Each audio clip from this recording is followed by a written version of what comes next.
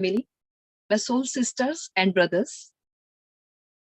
आज मैं ये मुद्रा विज्ञान नाम की ये बुक का स्वाध्याय करने जा रही हूँ।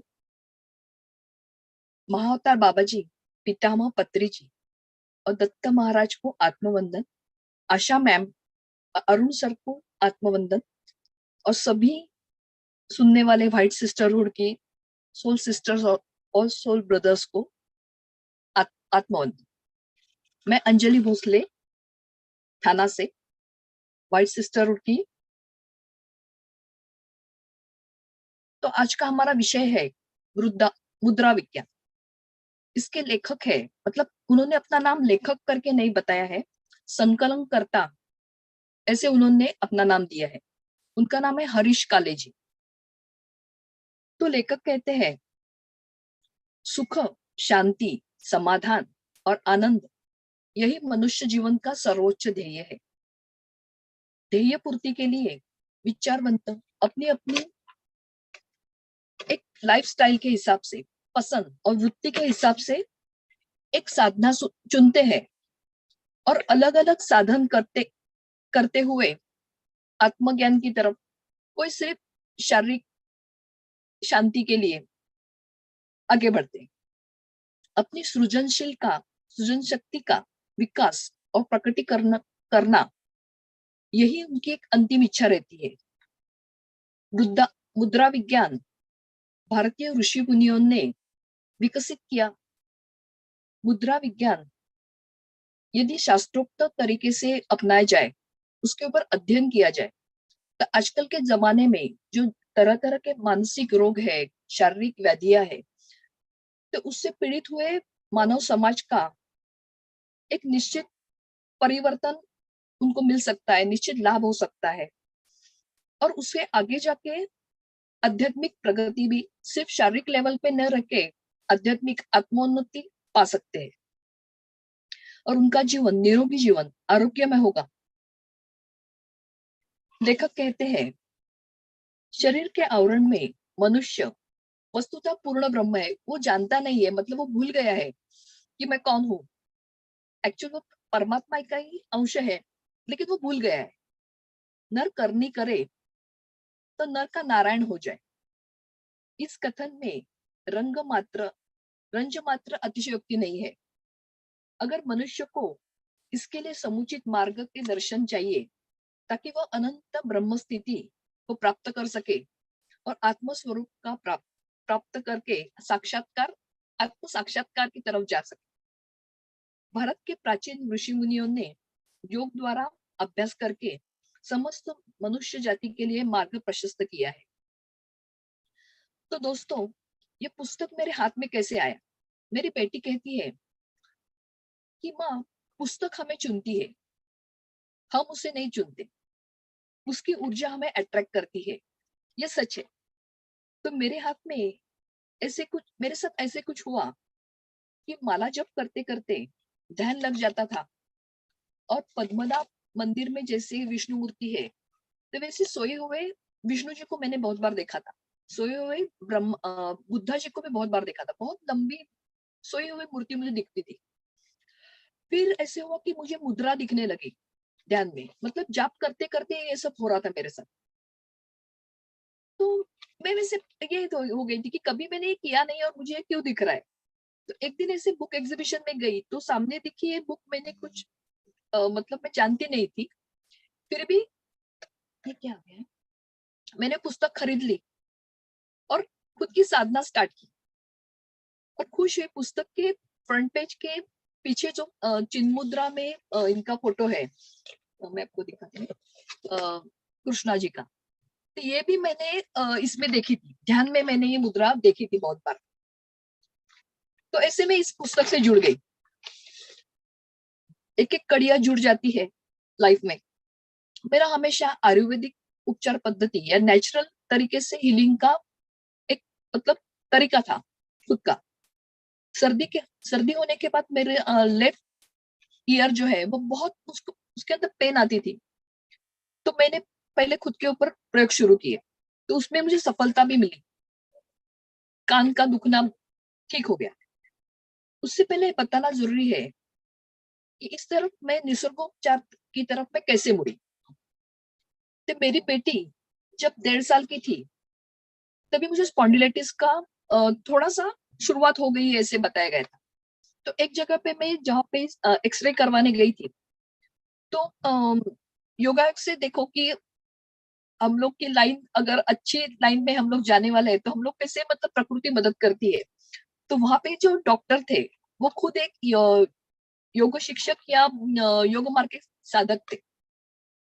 तो उन्होंने बोला कि डरने की बात नहीं है, कुछ फिजियोथेरेपिस्ट के पास जाने की जरूरत नहीं है, ऐसे डॉक्टर ने बताया। उन्होंने मुझे एक फेमस से थाना में एक हठ योगी निकम गुरुजी करके है, तो उनके योगा क्लास में भेज दिया। तो 6 महीने में मैं नॉर्मल हो गई, मतलब कुछ बाकी औषधि या फिजियोथेरेपिस्ट के ट्रीटमेंट लेने की जरूरत नहीं पड़ी। तो मेरा विश्वास बढ़ गया उसके ऊपर से। और वहां पे भी क्या होता था कि सभी साधकों को योगासन मुद्राएं और एक नेति जलनेति जलधोती ऐसे नेचुरल क्रियाएं होती थी वो करवाई जाती थी। और आयुर्वेदिक अगर जरूरत पड़े तो आयुर्वेदिक दवाइयां भी दी जाती। तो बाय गॉड्स ग्रेस हम ऐसे योग्य व्यक्ति के पास पहुंच जाते हैं कि हमें मतलब सब अच्छा ही मिलने लगता है। मेरे साथ ऐसे टचवुड ऐसे हमेशा होता रहा। ऐसे में अभी आशा माँ के पास भी पहुंच गई। तो मुद्रा विज्ञान, गुरु मंत्र, मंत्र जाप, इससे पहले मेरे जीवन में योग आया। एक आयाम जुड़ गया जीवन में। मुझे लगता है कि शरीर में आई हुई कोई भी पीड़ा एक अवसर होती है खुद के ऊपर काम करने की, स्व से जुड़ने की। शरीर की शुद्धि दूर करते करते ये योग शिक्षक होते हैं, वो अपनी आत्मग्लानि की परतें धीरे से दूर हटाते हैं और स्वयं से जोड़ते हैं।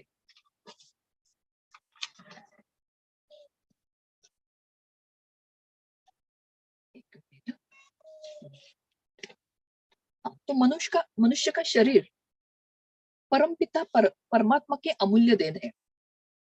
इस शरीर की रचना अद्भुत वैशिष्ट्यपूर्ण है। मुख्य अंतर है मन एवं शरीर।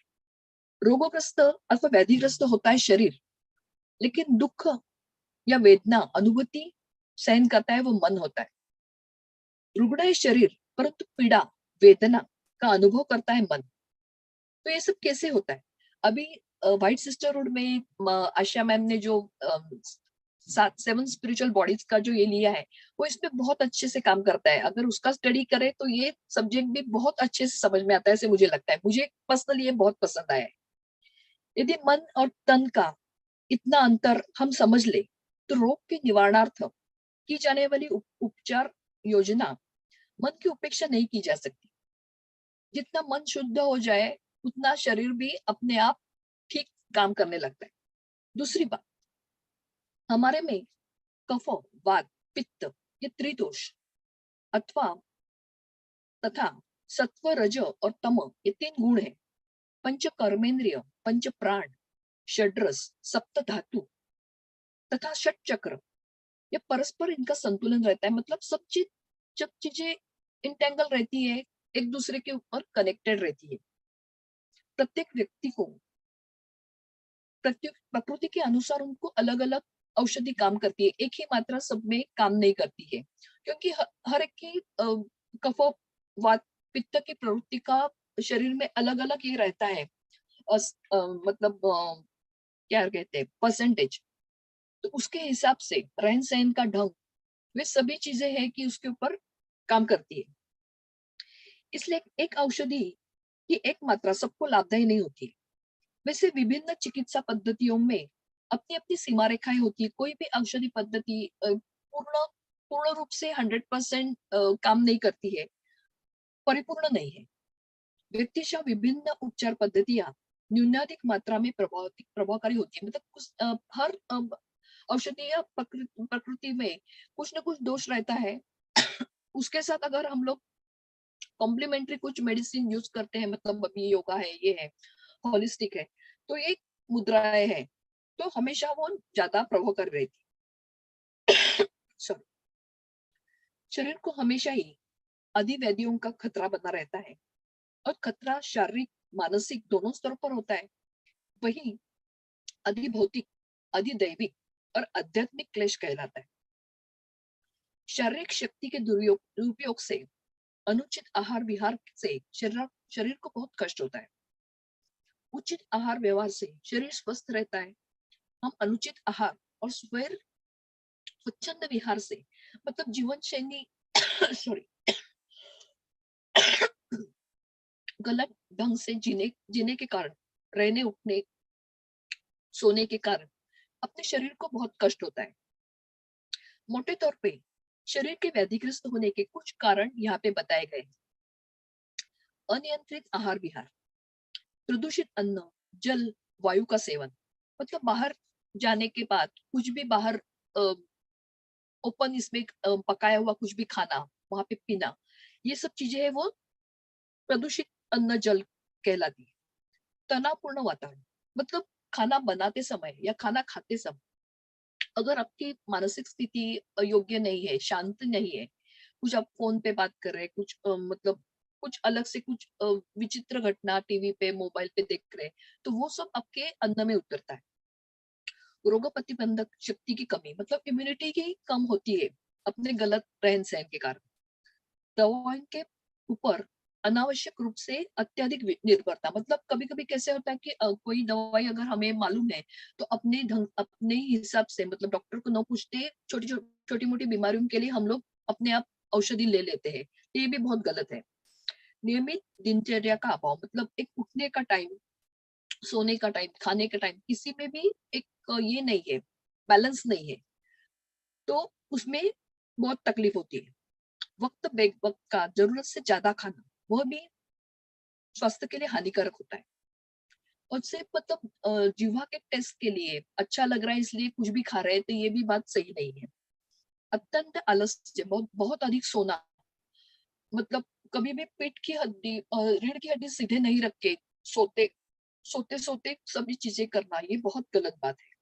बुरी आदतें, बुरे व्यसन, मतलब ज्यादा चाय कॉफी पीना, कुछ भी कोल्ड ड्रिंक या कुछ भी सिगरेट है, दारू है, ऐसी कोई अम्लीय पदार्थों का सेवन, ये भी बहुत गलत। अपने शारीरिक पूरा एक सिस्टम बिगड़ जाता है, मतलब जो नेचुरल जो फ्लो रहता है वो पूरा बिगड़ जाता है। और व्यायाम का अभाव, किसी भी तरह का व्यायाम, मतलब कोई भी जिम है, योगा है, अपना आनापानसती है, ध्यान है, ऐसी कोई भी तरीके का मेडिटेशन का अभाव जब भी इसमें रहता है, इम्यूनिटी कम रहती है, खाने पीने का ढंग अलग रहता है, गलत रहता है, तो ये सभी चीजें फाइनली जाके आपका जो भगवान ने दिया हुआ जो उत्कृष्ट जो अजब यंत्र है हमारे पास शरीर, जिससे हम लोग कुछ भी पा सकते हैं, वो उसके अंदर थोड़ी थोड़ी प्रॉब्लम आने शुरू हो जाती है। अनावश्यक स्पर्धा, प्रतिद्वंदिता, और मतलब किसी भी चीज को कि दूसरे व्यक्ति को बहुत द्वेष से देखना, मत्सर से देखना, हर एक के साथ कंपटीशन की नजर से देखना, इसकी वजह से भी अंदर की अपनी रासायनिक प्रक्रिया बिगड़ जाती है और बहुत सारे दोष उसके अंदर आ जाते हैं, पहले मन में और फिर शरीर में वो प्रकट हो जाती है। तो इनमें से किसी भी कारण से शरीर अस्वस्थ हो सकता है, रोगग्रस्त हो सकता है। इन अंदरूनी कारणों से हम स्वयं को दूर रखें और शरीर स्वस्थ होने पर ध्यान लगाए, निरंतर जागरूक, सचेष्ट, सावधान रहे। और सावधानी के लिए निम्न चतुसूत्र का हमें ध्यान रखना चाहिए। एक तो निश्चित समय पर पर्याप्त आहार लेना चाहिए, मतलब अभी जितनी भूख है उतना ही खाना है। सब खा रहे हैं इसलिए मैं सब खाऊंगा, कि सब खा रहे हैं तो मुझे नहीं नहीं चलने वाली भी चीजें मैं खाऊंगा, तो ऐसे नहीं चलता है। पर्याप्त आवश्यक विश्राम, और उसके अंदर थोड़ी विश्रांति भी लेनी चाहिए। कि अभी क्या होता है कि हम लोग 24 घंटे काम कर रहे हैं, पहले क्या होता था दोपहर में थोड़ी सी एक हल्की सी एक आधे घंटे की 10 मिनट का भी नींद, अभी मैं हम लोग तो बोलेंगे अभी नींद नहीं, हम लोग ध्यान करेंगे तो भी हम लोग फ्रेश हो जाते हैं, लेकिन वो विश्राम लेना जरूरी है, अपने थोड़ा ब्रेक बीच में। सहज रूप से किया जाने वाला जा सकता है ऐसा व्यायाम, सहज प्रकारों के व्यसनों से दूर और निर्व्यसनी जीवन जीना है। कोई भी चीज मतलब अभी ऐसे नहीं कि सिर्फ अम्लीय पदार्थ ही है, ऐसे नहीं, तो ज्यादा चाय कॉफी पीना भी शरीर के लिए हानिकारक होता है। तो एक महत्वपूर्ण बात हमें ध्यान रखनी चाहिए, बुखार होना, सर्दी होना, यद्यपि किसी भी बीमारी का बाहरी लक्षण हो सकता है, वस्तुतः उसके होने का अंदरूनी कारण कुछ और होता है। हम बीमार है तो क्या है, क्यों है, किस कारण से हमें बीमारी हुई है, उसका मूल कारण खोजना जरूरी है। बहुत सी बीमारियों के मतलब अंदरूनी कारण कुछ अलग रहता है, ऊपर से सिर्फ मतलब बुखार और या उल्टी और ये जो होता है, तो उसका ऊपर का दिखने वाला मतलब उसका एक प्राथमिक लक्षण कभी-कभी सेम होते हैं, लेकिन अंदर कुछ अलग ही अलग-अलग अंदर के भागों के ऊपर वो काम करने की जरूरत होती है। तो हमें निरीक्षण भी करना चाहिए। और कभी-कभी क्या होता है कि एकदम से डॉक्टर के पास जाने से खुद को निरीक्षण करके भी हम लोग कुछ बातें कि ठीक से मेरे साथ क्या हो रहा है और किसके वजह से जा रही है, थोड़ा पीछे जाके हम लोग को देख सकते हैं। उल्टा खुद के अंदर प्रवास करने की, सोचने की आदत डालेंगे तो बहुत से आंसर्स हमें खुद ही मिल जाते हैं। तो शरीर को हमें मौका देना चाहिए कि स्वयं उपचार करके स्वस्थ हो सकता है, क्योंकि ये अजब यंत्र है, भगवान ने दिया है। और अगर हम उसके रोज के एक प्राकृतिक नियमावली के बाहर से कुछ कर रहे हैं, तो वो पहले हमको रोक के देखना चाहिए कि हम लोग गलत कुछ खाया है क्या, गलत कुछ किया है क्या। हमारे अंदर की भावनाओं के ऊपर हमको साक्षी भाव से देखना चाहिए। तो उसके लिए आपके शरीर को मन के सहयोग की जरूरत रहती है, लेकिन जल्दबाजी में, उलझुलर में की कोई गोली या कोई भी उपचार खाकर बीमारी के बाहरी लक्षण को दबाना नहीं चाहिए। हाँ? क्योंकि वो बाहर दूसरी तरह से वो बाहर आ जाता है और कभी-कभी वो दबने सप्रेस होने से कुछ ज्यादा ही बढ़ के फिर बाहर आता है। तो हम देखिए कि रोग उपचार अर्थात चिकित्सा की वर्तमान प्रचलित पद्धतियां कौन सी है। विभिन्न औषध पद्धति, होम्योपैथी है, बायोकेमिक है, एलोपैथी है, अक्यूप्रेशर, अक्यूपंक्चर है, चुंबक चिकित्सा, जलोपचार है, प्राकृतिक चिकित्सा है, प्राकृतिक कसरत, व्यायाम, शारीरिक कसरत, व्यायाम, योग उपचार द्वारा कर सकते हैं, प्राणायाम, मंत्र शास्त्र है, अभी हम लोग का आनापान सती है। उक्त चिकित्सित प्रणालियों में प्रथम 4 उपचार पद्धति बीमार होने के बाद प्रयुक्त होती है, बीमारी होने के बाद। शेष उपचार पद्धति शरीर के बीमार होने से पहले ही बीमारी के बचाव की दृष्टि से उपयोगी है। तो ऐसी ही एक उपचार पद्धति है जो हमें मुद्रा विज्ञान के बारे में जो लेखक बता रहे हैं, जिसमें बीमारी की संभावना ही नहीं रहे, ऐसी उपचार पद्धति है, ऐसे उनका कहना है।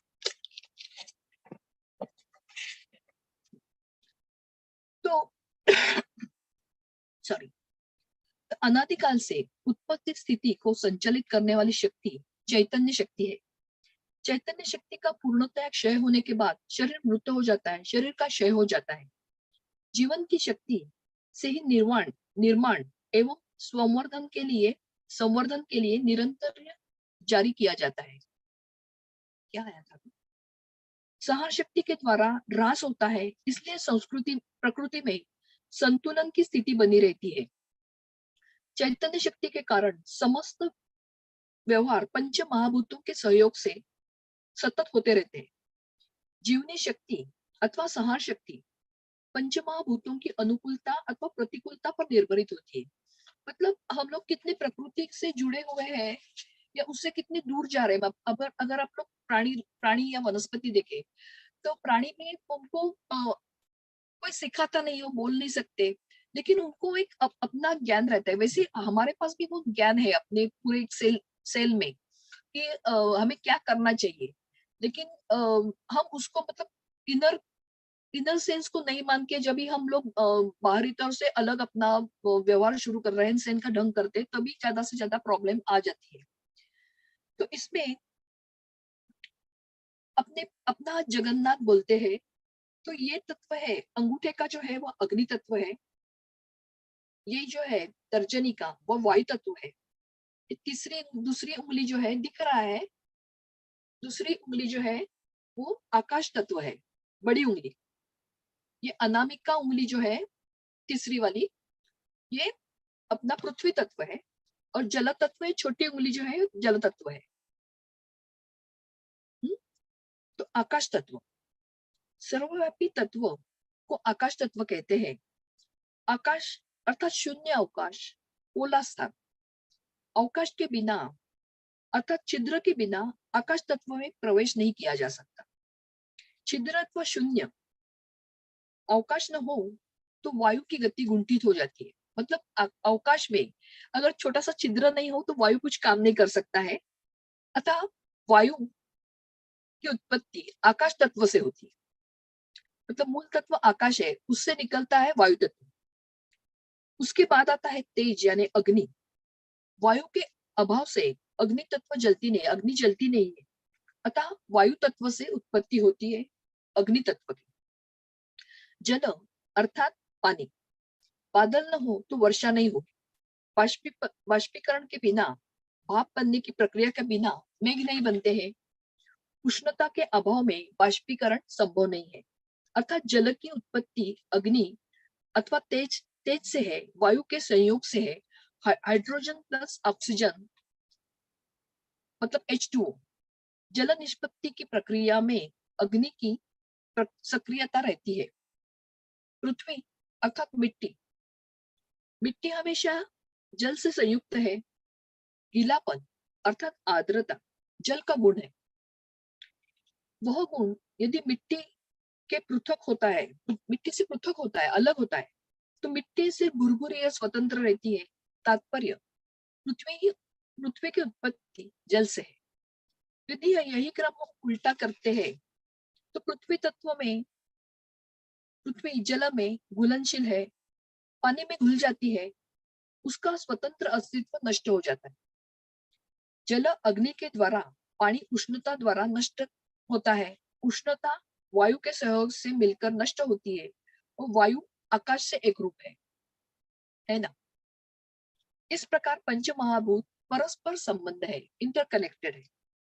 जीवन शक्ति की सक्रियता से चेतन सृष्टि की वृद्धि होती है।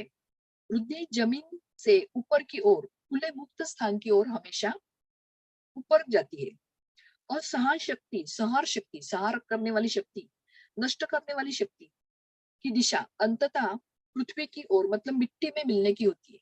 मतलब सृजनात्मक जो स्थिति है वो नीचे से ऊपर जाती है। समुद्र के पानी से भाप बनती है, वो मेघ बनती है, फिर से नीचे आके ऊपर जाती है, मतलब वो आकाश तत्व की ओर जाती है। और जब भी कुछ भी संहार होता है वो ऊपर से फिर से नीचे आके मिट्टी में मिल जाता है, ऐसे यहाँ पे बताया गया है। पृथ्वी के घटक द्रव्यों के कारण चेतना सृष्टि का आकार बनता है और इस प्रक्रिया में जल की भूमिका अत्यंत महत्वपूर्ण है। जल के बाद हवा, प्रकाश और आकार की वृद्धि के लिए आकाश आवश्यक है। आर्द्रता पाकर ही मिट्टी में दबा बीज बढ़ता है, अंकुरित होता है।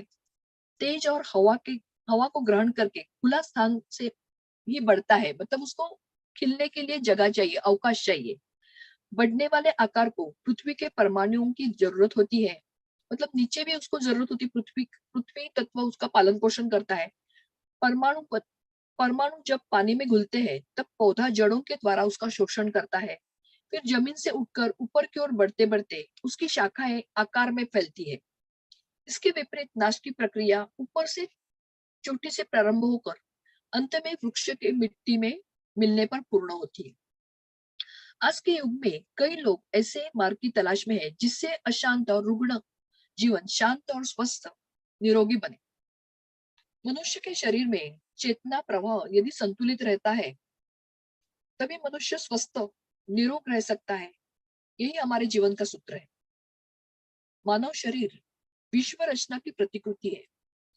मतलब जो पिंडी टू ब्रह्मांडी बोलते हैं, ब्रह्मांड की भांति मानव शरीर भी अग्नि, वायु, आकाश, पृथ्वी, जल इन 5 तत्वों से निर्मित है।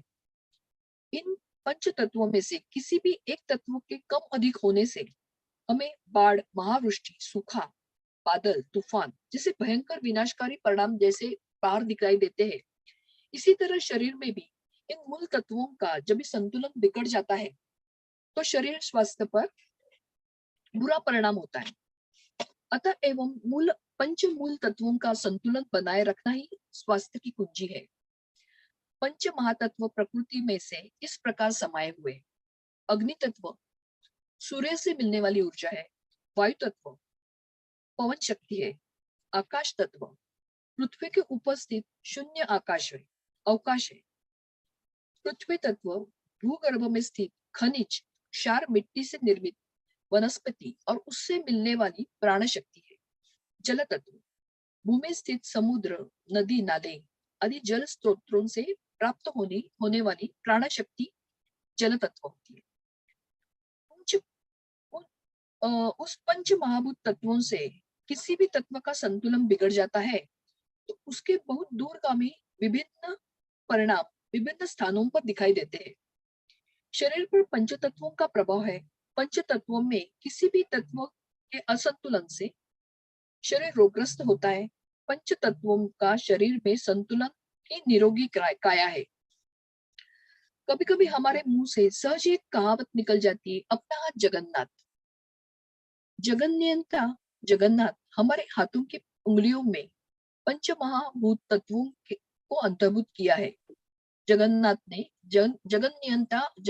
ने हमारे हाथों की पंच उंगलियों में पंच महाभूत तत्वों का अंतर्भूत किया है।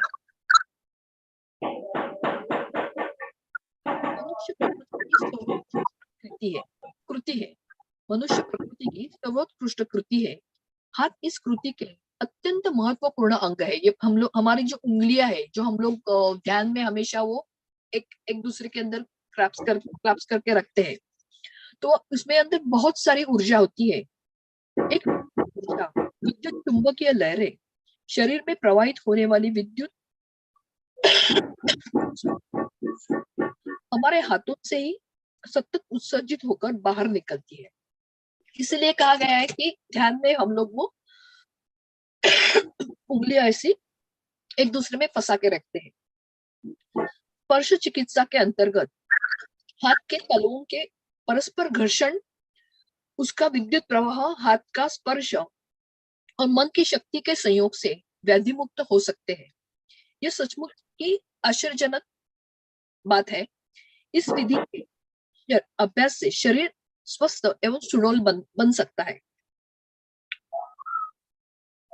मुद्रा विज्ञान इस सिद्धांत पर आधारित है। हाथ की प्रत्येक उंगली में एक पंचमूल तत्व निहित है। हाथ की उंगलियों का विशिष्ट रचना मुद्रा से शरीर के मूल तत्वों का नियंत्रण मुद्रा विज्ञान से होता है। अंगूठा अग्नि तत्व है। पहली उंगली तर्जनी इंडेक्स फिंगर वायु तत्व है। दूसरी उंगली मध्यमा मिडल फिंगर आकाश तत्व है। तीसरी उंगली अनामिका रिंग फिंगर पृथ्वी तत्व है। और चौथी उंगली कनिष्ठिका लिटिल फिंगर जल तत्व है।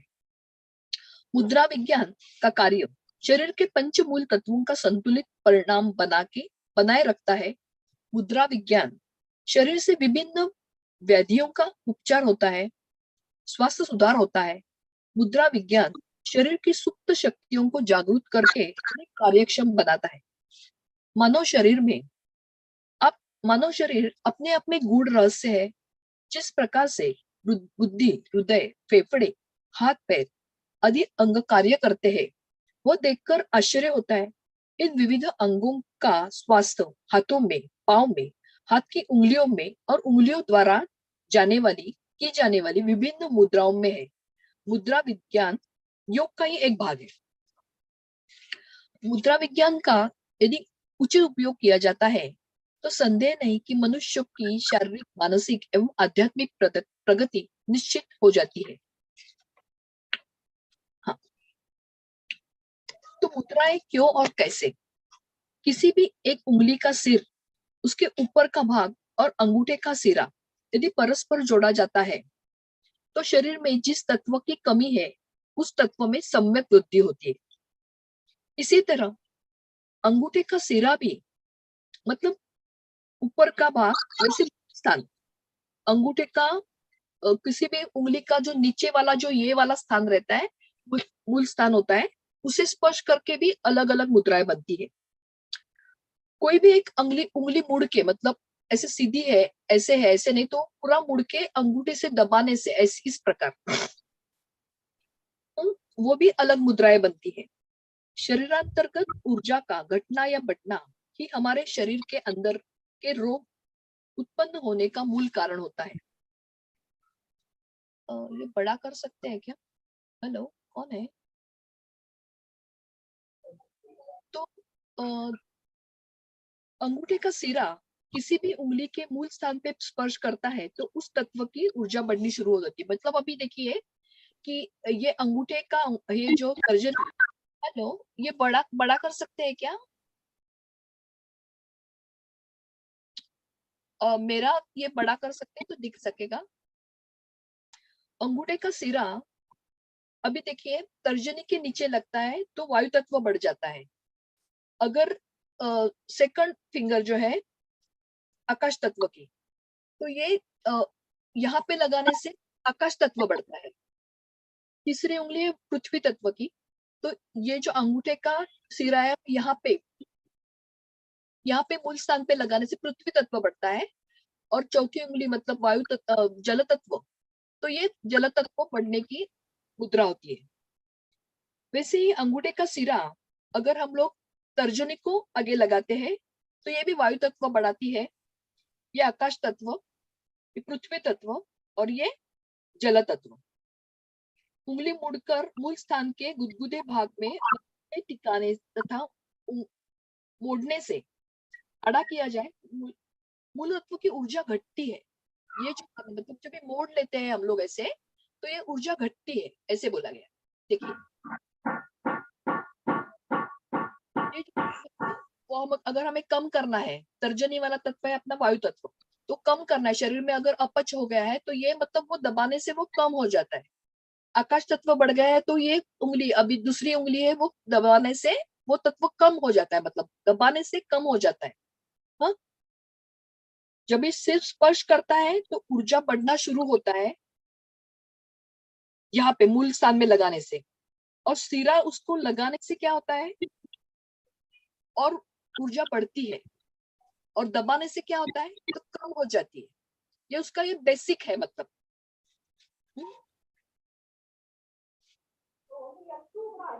स्त्री पुरुष, छोटे बड़े, वृद्ध या अपंग कोई भी व्यक्ति मुद्राभ्यास कर सकता है। विशेष स्थिति की जरूरत नहीं है, सिर्फ पालथी मार के या पाँव नीचे करके इसमें भी, क्योंकि ये सिर्फ हाथ का काम है तो ऐसे कुछ जरूरी नहीं है। अगर आपको आध्यात्मिक प्रगति चाहिए, उसके अंदर आगे जाना है, तो उसके लिए आसन विसन लगाने पड़ते हैं, लेकिन सिर्फ कॉमन पीपल के लिए उसकी कोई जरूरत नहीं है। और एक है कि वो दोनों हाथ से एक ही साथ करेंगे तो ज्यादा उसका फायदा मिलता है। तो पढ़ते सोते समय, गपशप करते हुए भी, चलते फिरते भी आप मुद्रा का अभ्यास कर सकते हैं।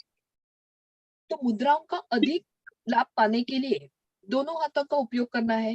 दाहिने हाथ की गई मुद्राएं लेफ्ट साइड में काम करती है, और लेफ्ट साइड से काम की गई मुद्राएं राइट साइड में काम करती है शरीर के। हाँ? तो मुद्राभ्यास के कारण दोनों उंगलियों के परस्पर हल्का दबाव होना चाहिए। अन्य उंगलियों का स्वाभाविक रूप से यथासंभव सीधी रखें, मतलब जो मुद्रा जैसी प्रॉपर बताई है वैसे अगर करे तो उसका अधिकतर लाभ मिलता है।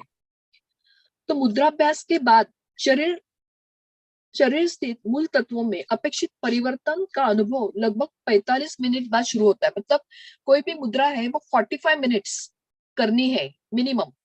तो मतलब अगर अगर आपको जल्दी उसका ये इफेक्ट चाहिए तो नहीं तो 15-20 मिनट तक भी हो सकता है, लेकिन दोनों हाथ से करना चाहिए एक साथ में, तो ये उसका इफेक्ट मिलता है।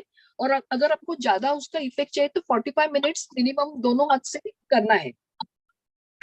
शुरू शुरू में मुद्रा पे सुबह शाम 10-10 मिनट के लिए करके धीरे धीरे बढ़ाना है, क्योंकि एक साथ वही एंगल में हम लोग बहुत बार बैठ नहीं सकते, आदत नहीं होती है इसके कारण। लेकिन वो 10-10 मिनट से स्टार्ट करके 45 मिनट तक मैक्सिमम वो कर सकते हैं। धार्मिक उपासना या साधना बढ़ाने के लिए मुद्राओं का प्रयोग करना है तो मंत्र के साथ अगर योग्य दिशा, आसन और निर्धारित समय पर करने से बहुत ज्यादा लाभ होता है। ये मैंने अनुभव किया है। मुद्राएं पद्मासन, वज्रासन और ध्यान के दरमियान करने से ज्यादा लाभ होते हैं। अगर न हो सके तो आसन या कुर्सी पर बैठ के भी, मतलब आपको आध्यात्मिक प्रगति चाहिए कोई भी, तो वो आसन लगा के करनी जरूरी है। अगर सिर्फ आपको शारीरिक तौर पे कुछ प्रॉब्लम है और वो हील करना है, तो आप किसी भी जगह पे बैठ के आसन विसन नहीं लिया, कुर्सी में, सोफा पे, बेड पे, कहीं पे भी बैठ के आप इसका लाभ उठा सकते हैं। प्राण मुद्रा, अपान मुद्रा, पृथ्वी मुद्रा और ज्ञान मुद्रा साधक अपनी इच्छा के अनुसार ज्यादा से ज्यादा समय तक, लंबे समय तक कर सकते हैं। मतलब उसके अंदर कुछ ये नहीं है कि इतनी कम करना है, ज्यादा करना है, आपके आपके ऊपर है आपको कितना लाभ लेना है। लेकिन दूसरी मुद्रा है जैसे वायु मुद्रा, शून्य मुद्रा, लिंग मुद्रा, जब तकलीफ हो तभी करनी है। मतलब जो हाथ की उंगलियां मुड़कर जो करने वाली जो ये है मुद्राएं है, मैं आगे आगे वो आएगा ज्ञान ज्ञान कि तो वो ज्यादा करने से कुछ प्रॉब्लम बढ़ सकती है, क्योंकि वो एक संतुलन का काम करने के लिए जब वो एंगल, जितना एंगल बताया, जितनी देर बताया है उतनी ही देर वो करना है, ये इसके अंदर स्पेसिफिकली बताया गया है। अपान वायु मुद्रा से हृदय के लगते कोई भी रोग में तत्काल फायदा होता है। अपान वायु मुद्रा मतलब ये इस प्रकार की एक मुद्रा रहती है कि दूसरी उंगली मुड़ के ऐसे करके, तो उसके अंदर बहुत हृदय की कुछ प्रॉब्लम है तो उसके अंदर एकदम जल्दी फायदा मिलता है।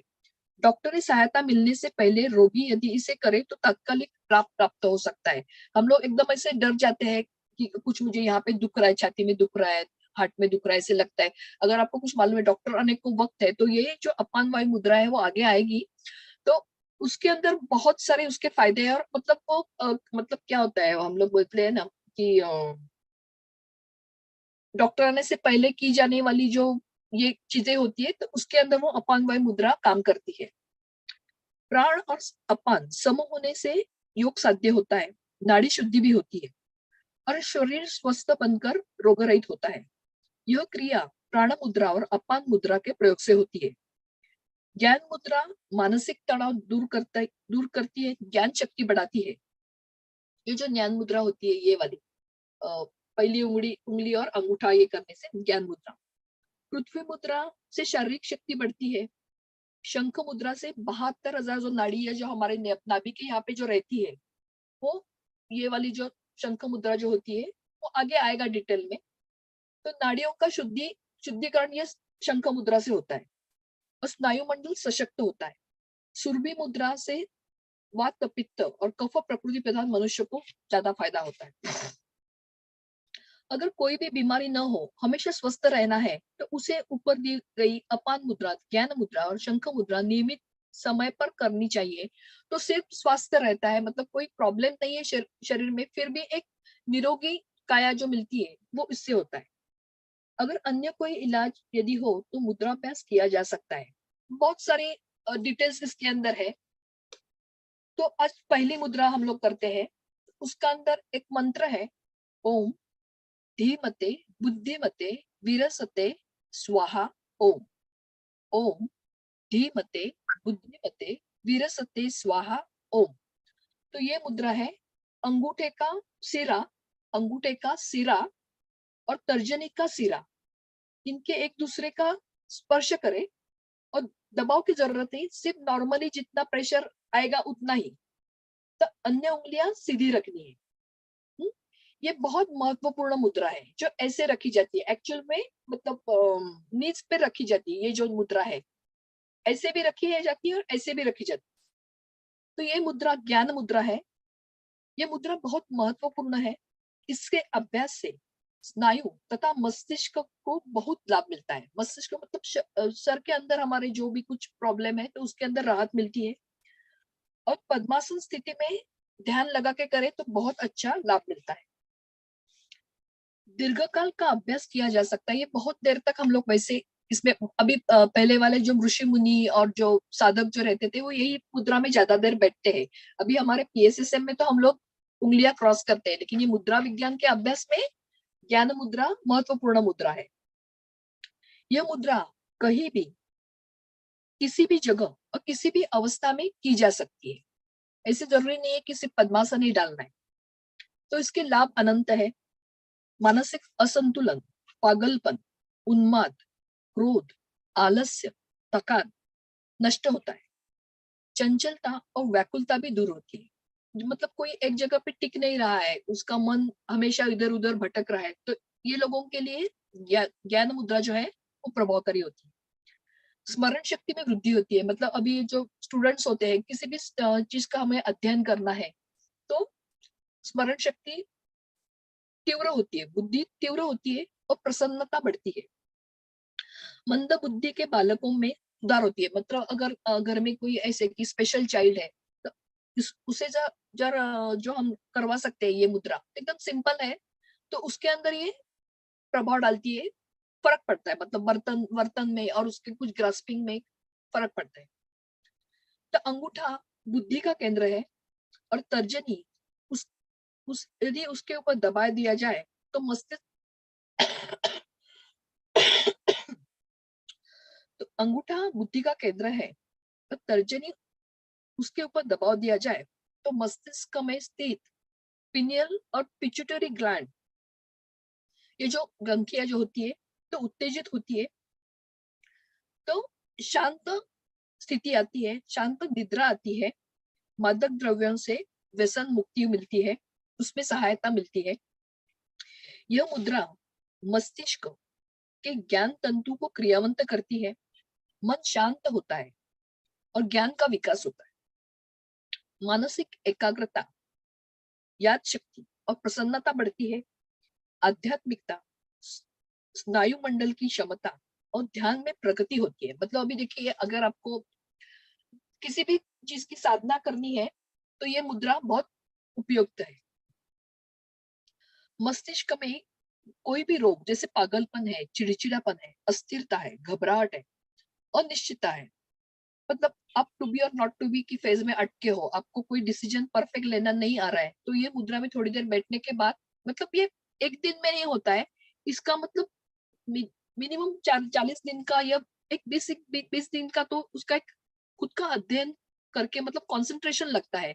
ऐसे नहीं कि एकदम किया और वैसे लाभ होता भी है, मतलब लेकिन ज्यादा आपको लाभ चाहिए तो खुद का एक अभ्यास चाहिए कि निश्चित वक्त में अगर थोड़ी देर 10-10 मिनट का आप अध्ययन करते हैं तो जब भी चाहिए तभी एकदम इमीडिएटली उसका इफेक्ट मिल सकता है। तो उत्तेजना, भय जैसे मानसिक तनाव दूर होते हैं। अनिद्रा, किसी किसी को बहुत देखिए अभी कंप्यूटर पे ज्यादा काम करते हैं, ज्यादा मोबाइल ज्यादा देखते हैं, तो उनको अनिद्रा की प्रॉब्लम हो जाती है।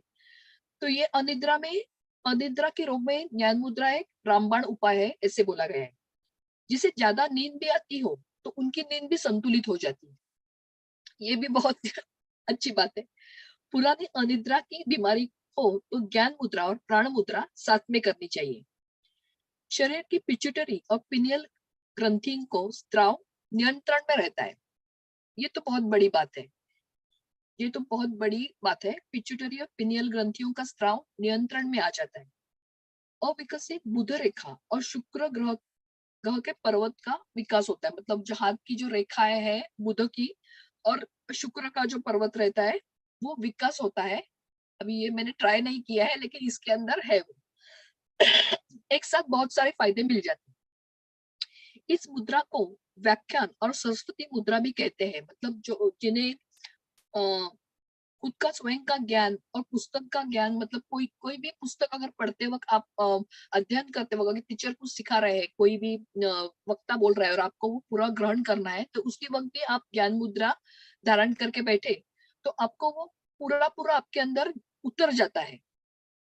माइग्रेन और सिर दर्द के लिए भी ज्ञान मुद्रा के साथ प्राण मुद्रा करनी चाहिए, वो अभी आगे आएगी। प्राण मुद्रा भी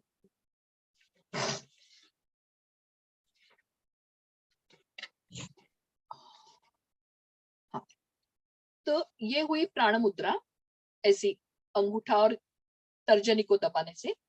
और ये जो है प्राण मुद्रा, ये है तो अपना अनामिका और छोटी उंगली को ऐसे करना है अंगूठे के साथ और ये दो उंगलियां खड़ी रखनी है, तो ये प्राण हाँ, मुद्रा। इसके अंदर जो बोला है माइग्रेन और सिरदर्द के लिए ज्ञान मुद्रा, मतलब इसके साथ ये करना है, दिख रही है। तो ये दोनों मुद्रा एक साथ करने से माइग्रेन के जिसका सर दर्द जिनका रहता है तो उनमें फायदा होता है। दूसरी है आकाश मुद्रा, तो इसका मंत्र है ओम लम ललिताभ्याम नमः। आकाश मुद्रा, उसका मंत्र है ओम लम ललिताभ्याम नमः। तो ये मुद्रा होती है, आकाश तत्व है अपना दूसरी उंगली और अंगूठा, ये दोनों एक साथ करनी है और देखिए बाकी 3 उंगलियां जो है सीधी रहेंगी, ये आकाश मुद्रा है। हुँ? तो मध्यमा मतलब तर्जनी के पास वाली बड़ी उंगली, हुँ? उंगली के सिरे से अंगूठे के सिरे का स्पर्श करना है। अब शेष 3 उंगलियां सीधी रखें। इसकी विशेषताएं है, ये है आकाश मुद्रा। मध्यम उंगली आकाश तत्व से संबंध है। शरीर में आकाश तत्व का संतुलन बिगड़ने से होने वाली व्याधियां इस मुद्रा से दूर होती है। जप करते वक्त जपमाला का मणि खिसकते हुए हाथ की भी यही स्थिति रहती है। देखिए, माला जाप हम लोग ऐसे करते हैं, समृद्धि, ऐश्वर्य और भौतिक सुख मिलता है, ऐसे बताया गया है। मतलब अपनी कितनी सारी ऐसी जो चीजें जो हमारी सनातन धर्म में ऐसी चली आ रही है, हम लोग को उसका अर्थ मालूम नहीं है। अभी माला जाप तो बहुत लोग करते हैं, लेकिन हम लोग को ये मालूम नहीं होता है ये मुद्रा क्यों लगानी है। तो उससे क्या होता है, समृद्धि, ऐश्वर्य और भौतिक सुख मिलता है। तो इसमें लाभ कैसे है, तो हृदय की कार्य क्षमता बढ़ोतरी होती है। अपना हार्ट जो है, जो दिन भर हमारे लिए काम करता है, तो उसकी देखभाल के लिए मुद्रा करनी है हमें। देखिए, हाँ, आकाश मुद्रा के नित्य अभ्यास से हड्डियों की दुर्बलता कम हो जाती है। अभी कितने लोगों को जोड़ों का पेन रहता है, यहाँ दुख रहा है, वहां दुख रहा है, मतलब एज हो गया है ऐसे हम लोग मान के, हम लोग को यहाँ पर दुख रहा है ऐसे हम लोग बोलते हैं। तो इसके लिए ये आकाश मुद्रा काम करती है।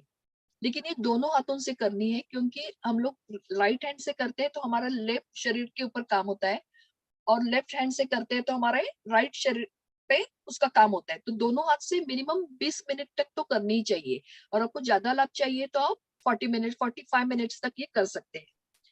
तो जमुआई लेते हुए, खाना खाते हुए अगर जबड़ा अटक जाता है, कभी कभी कोई लोगों को ऐसे होता है कि जिनका अर्थराइटिस या ऐसे कुछ बीमारियां जो होती है, तो उनके अंदर मतलब जकड़न आ जाती है, मतलब आ करते हैं तो खुला ही रहता है, बंद नहीं होता है।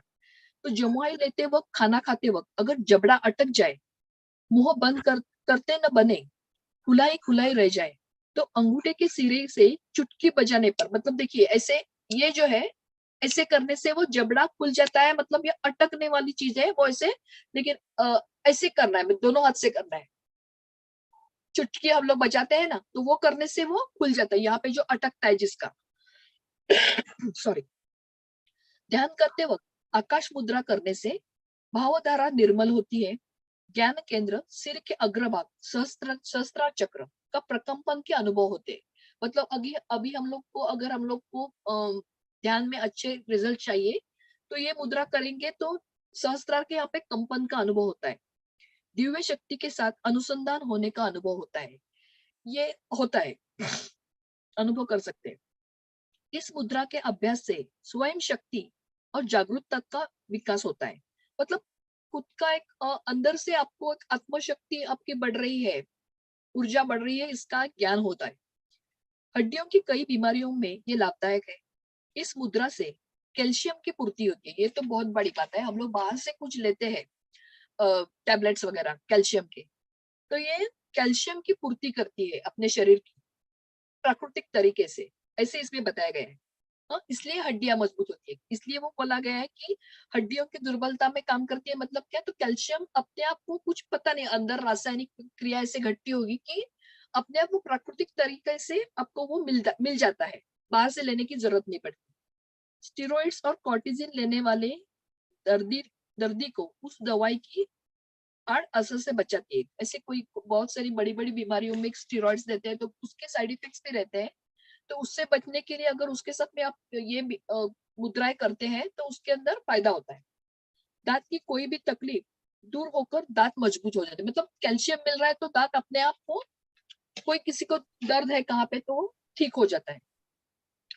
मध्यमा उंगली और हृदय का एक दूसरे के साथ संबंध है। हृदय के कई रोग जैसे रक्तदाब, एंजाइना पेन, अनियमित पल्स रेट, यह मुद्रा लाभदायक है।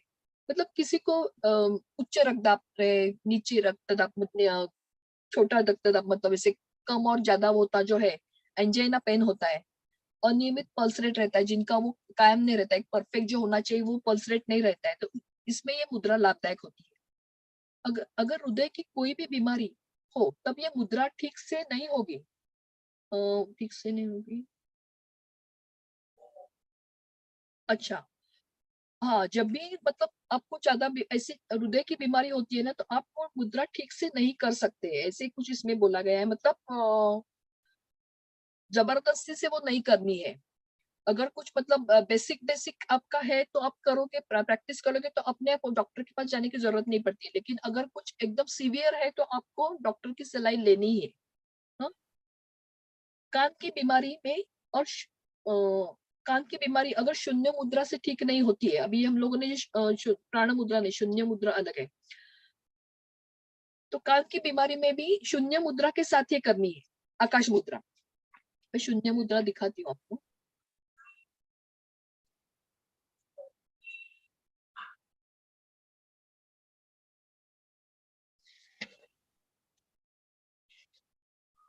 हाँ, तो ये है शून्य मुद्रा। देखिए, मतलब वो आकाश तत्व जो है वो उसको नीचे किया है, दबाया है। हाँ? इससे बढ़ता है आकाश तत्व। हाँ?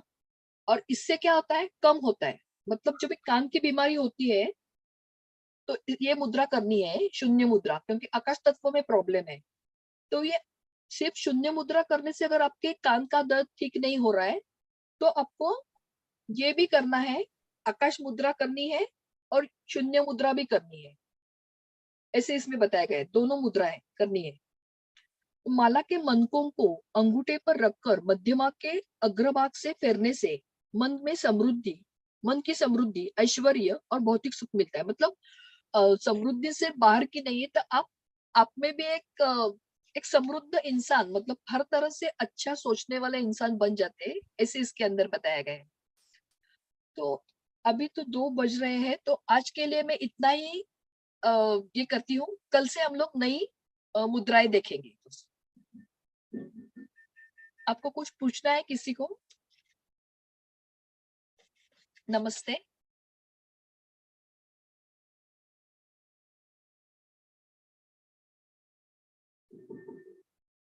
नमस्ते दोस्तों। आपको इसमें से किसी चीज के बारे में कुछ पूछना हो तो आप पूछ सकते हैं।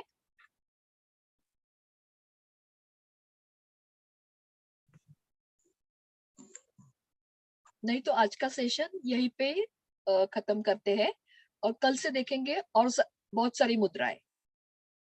धन्यवाद।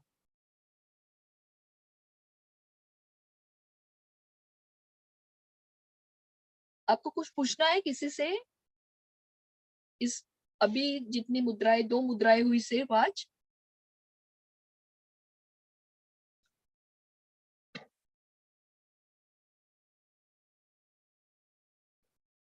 आयुष जी, सेशन का एंड कैसे करना है?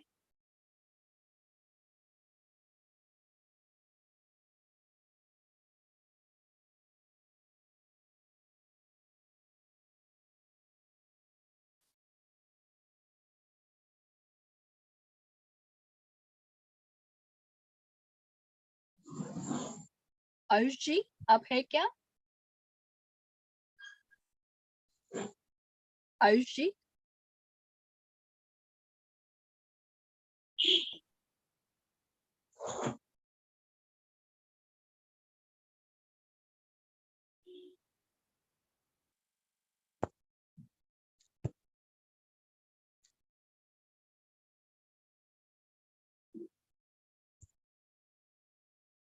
आयुष जी, आप है क्या? हेलो, नमस्ते। आयुष जी।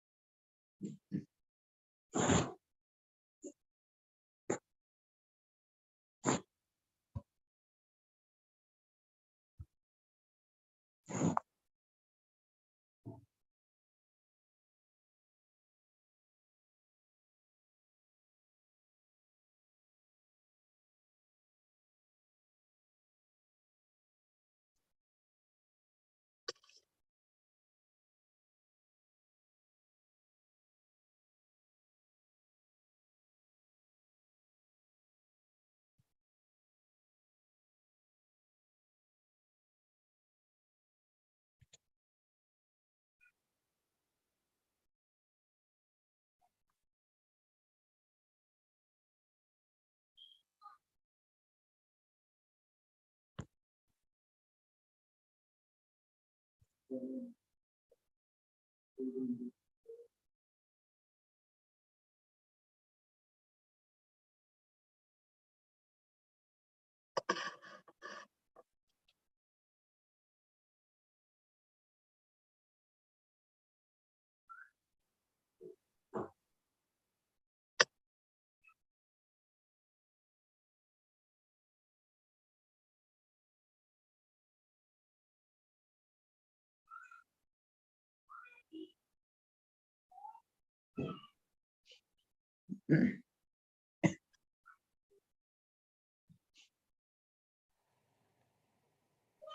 जी,